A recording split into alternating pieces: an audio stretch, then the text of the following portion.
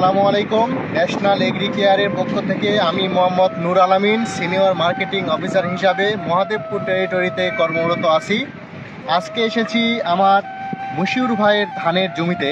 মূলত এই ধানে মশিউর ভাই কি ব্যবহার করছে সেটা আমরা জানবো। মশিউর ভাই, আজকে আপনি আপনার ধান খেতে কি ব্যবহার করছেন? আচ্ছা, আমার ধান খেতে আমি এই যে এনএসসি গোল্ড ন্যাশনাল এগ্রি কেয়ারের আমি ব্যবহার করেছি।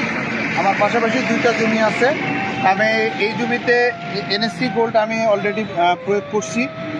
তো প্রয়োগ করার পর আমি দেখতেছি আমার ধানের অনেক গোছা বৃদ্ধি হয়েছে এবং আমাদের আঞ্চলিক ভাষায় যেটা কুশি বলে সেটা কুশি ব্যবহার বৃদ্ধি পেয়েছি।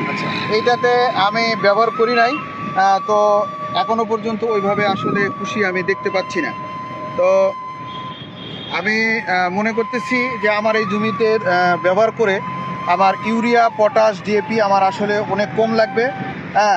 এটা 100% আমি শিওর হয়ে গেছি যে আসলে ইউরিয়া, ডিএপি কম লাগবে। এবং আপনার যে এনএসসি গোল্ড ব্যবহার করছেন এই জমিটা, আসলে বোঝা যাচ্ছে যে এনএসসি গোল্ড ব্যবহার ফলে কিন্তু আপনার ধানের চেয়ারটা সবুজ আসছে। জি জি ঠিক কিনা? জি, সবুজ এবং আসছে। আপনার ধানের কিন্তু গোছা কিন্তু অনেকগুলো হয়েছে। হ্যাঁ, অনেক বৃদ্ধি হয়েছে। এবং এখানে ইউরিয়া কম লাগবে। ঠিক কিনা? ঠিক ঠিক। এবং ফলনও আশা করতেছেন অনেক বেশি হবে। হ্যাঁ, আমি আমন সিজনে ব্যবহার করছি।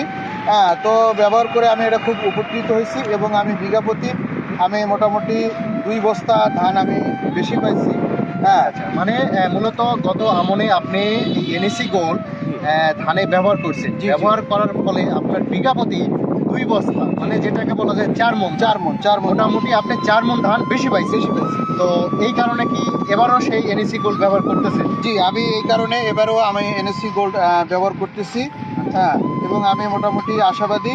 আমি এই এনএসসি গোল্ডটা আর কৃষক ভাইদেরকে আপনি ব্যবহার করার পরামর্শ দিবেন কিনা বা উৎসাহিত করবেন? অবশ্যই অবশ্যই আমি তো ব্যবহার করবো এবং অন্যান্য কৃষক ভাইকেও আমি পরামর্শ দিব এনএসসি গোল্ড ব্যবহার করার। এই এনএসসি গোল্ড আর কোনো ফসলে ব্যবহার করেছেন কি? হ্যাঁ, আমি আরও সবজি, তারপর সরিষা, তারপর আম গাছ, সকল প্রকারের গাছেই আমি এটা প্রয়োগ করছি।